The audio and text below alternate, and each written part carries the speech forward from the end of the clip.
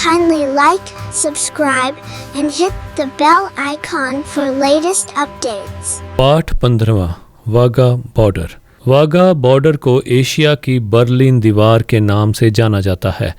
भारत और पाकिस्तान को परस्पर जोड़ने वाला ये बॉर्डर जीटी रोड पर स्थित है, जिसके एक और लाहौर तथा दूसरी ओर अमृतसर नामक प्रसिद्ध नगर है।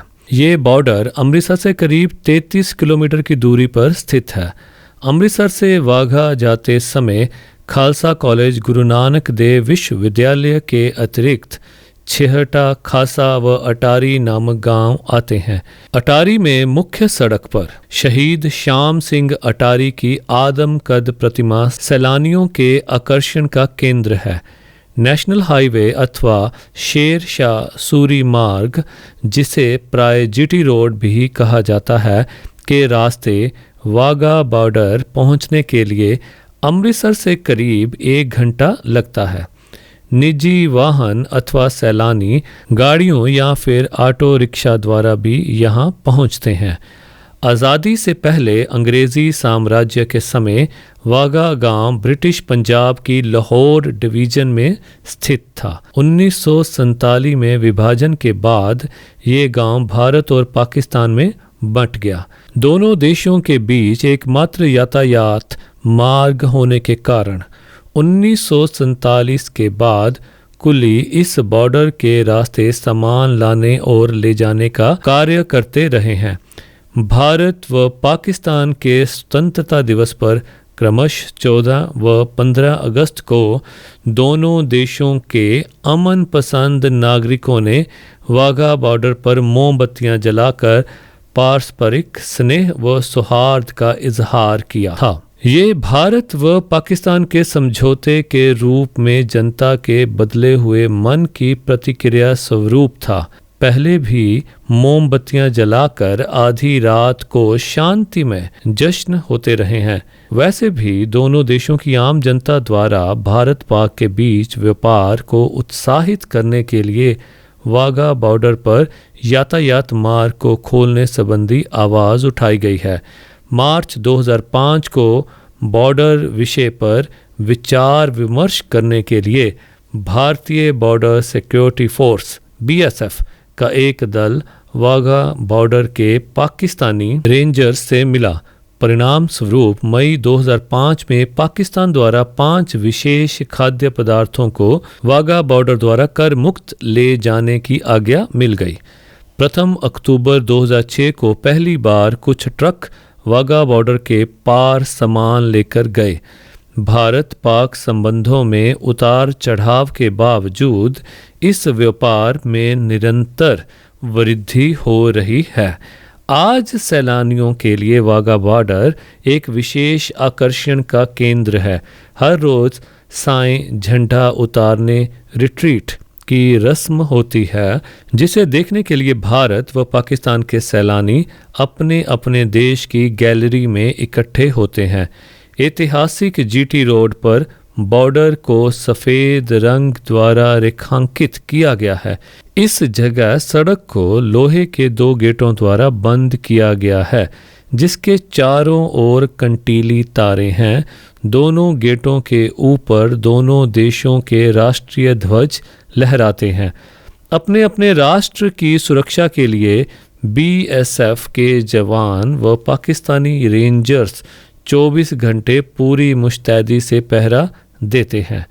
बॉर्डर की गैलरी तक पहुंचने के लिए करीब 1.5-2 किलोमीटर लंबी पंक्ति में स्त्रियों व पुरुषों को अलग अलग जांच के लिए जाना पड़ता है, जहां BSF के जवान पूरी तरह तलाशी लेते हैं।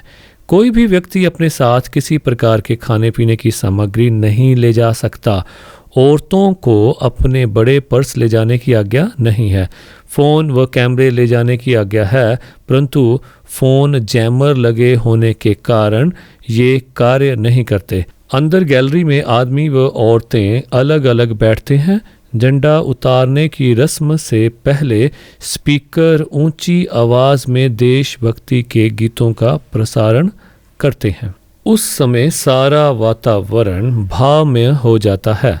लोग जाति, धर्म, भाषा, भेदभाव को भूलकर पूरी तरह राष्ट्रीयता के रंग में रंग जाते हैं।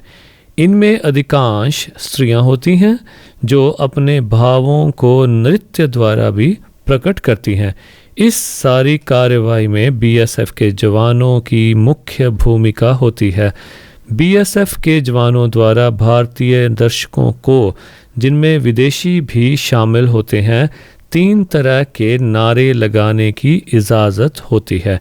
हिंदुस्तान जिंदाबाद, भारत माता की जय, वंदे मातरम।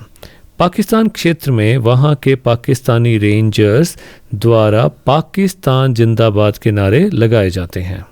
भारतीय दर्शकों में विशेषतः लड़कियों और स्त्रियों को हाथ में तिरंगा झंडा लेकर मुख्य सड़क पर गेट के भीतर कुछ कदम दौड़ने की इजाज़त होती है। देशभक्ति के गीतों पर हाथ में तिरंगा लेकर दौड़ने वालों के हृदय में राष्ट्र पर मरने मिटने की भावना देखी जा सकती है। दर्शक गैलरी पर भारतीय सैलानियों की भीड़ देखते ही बनती है। मुख्य द्वार के दोनों ओर बनी गैलरियों में 4000 लोगों की बैठने की क्षमता होती है, लेकिन वहां लगभग 8000 लोग एकत्र हो जाते हैं। रिट्रीट की रस्म प्राय सायं 5:30 बजे आरंभ होती है और करीब आधे पौने घंटे बाद पूरी हो जाती है। इससे पूर्व बीएसएफ के जवान पूरे उत्साह व जोश के साथ परेड में हिस्सा लेते हैं और पूरे वेग से अपने बूट धरती पर मारते हैं। उस समय दर्शक तालियां बजाकर सैनिकों की हौसला अफजाई करते हैं। झंडा उतारते समय लोहे के दोनों गेट खोल दिए जाते हैं। दोनों देशों के सैनिक एक दूसरे से हाथ मिलाते हैं व धीरे धीरे दोनों देशों के जवान संगीत की मधुर ध्वनि में अपने अपने देश के झंडे उतार कर संभाल लेते हैं और गेटों को पुनः बंद कर दिया जाता है। पंजाब के मानचित्र पर स्थित अमृतसर, जहां धार्मिक स्थान हरमंदिर साहिब व ऐतिहासिक स्थान जलियांवाला बाग हो, वहां वाघा बॉर्डर को झंडे उतारने की रस्म के तौर पर ही जाना जाता है। भारत सरकार द्वारा वाघा बॉर्डर को एक सैलानी केंद्र के रूप में प्रोत्साहित किया जा रहा है। वहीं एक ग्लोबल पर्यटन कॉम्प्लेक्स के निर्माण की योजना भी विचाराधीन है।